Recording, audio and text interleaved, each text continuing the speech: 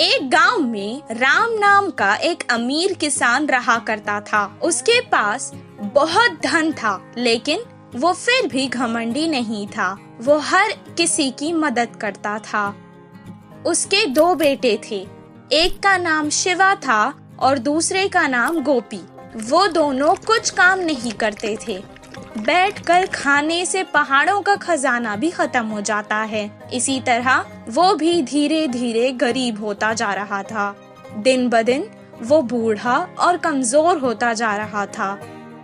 उसे उन दोनों आलसी बेटों की बहुत फिक्र रहती थी और हमेशा उसी फिक्र में चिंतित रहता था।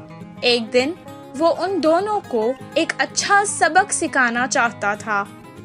जब हम अमीर थे तब इस गांव में चोरों का बहुत ज्यादा डर था। इसलिए मैंने कुछ सोने के सिक्के अपने खेत में एक घड़े में छुपा कर रख दिए थे। बहुत वक्त हो गया है ना, इसलिए मुझे याद नहीं आ रहा है कि वो कहाँ रखे हैं। तुम दोनों सारा खेत खोद दो और उस घड़े को बाहर निकालो। अब हमें उस सिक्कों की बहुत ज्यादा जरूरत है। बहुत खुशी से शिवा और गोपी खेत गए और सारा खेत खोदने लगे। कुछ देर बाद गोपी ने कहा, अभी तक हमने बहुत खोद दिया है, फिर भी हमें वो सोने के सिक्कों से भरा हुआ घड़ा नहीं मिला। शिवा ने जवाब दिया, जिधर खोदना बाकी है उधर ही होगा शायद। बिना ज्यादा समय गवाए जल्दी करते हैं।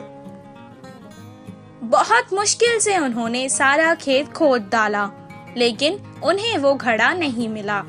वो वापस घर आकर अपने पिता को सब कुछ सुनाने लगी। मुझे लगता है कि घड़ा शायद चोरी हो गया है। अब जाने दो, तुम ही बताओ। एक काम करते हैं, तुम दोनों ने इतनी मेहनत से सारा खेत खोदा है ना, तो क्यों ना उसमें कुछ बीज डालकर फसल उगाई जाए। दिया था, इसीलिए उन्हें अब ज्यादा मेहनत नहीं करनी पड़ेगी सोचकर वो मान गए और बाजार जाकर बीज ले आए और उसे खेत में डाल दिया। कुछ दिन बाद बहुत अच्छी बारिश हुई, फसल भी बहुत अच्छी होने लगी।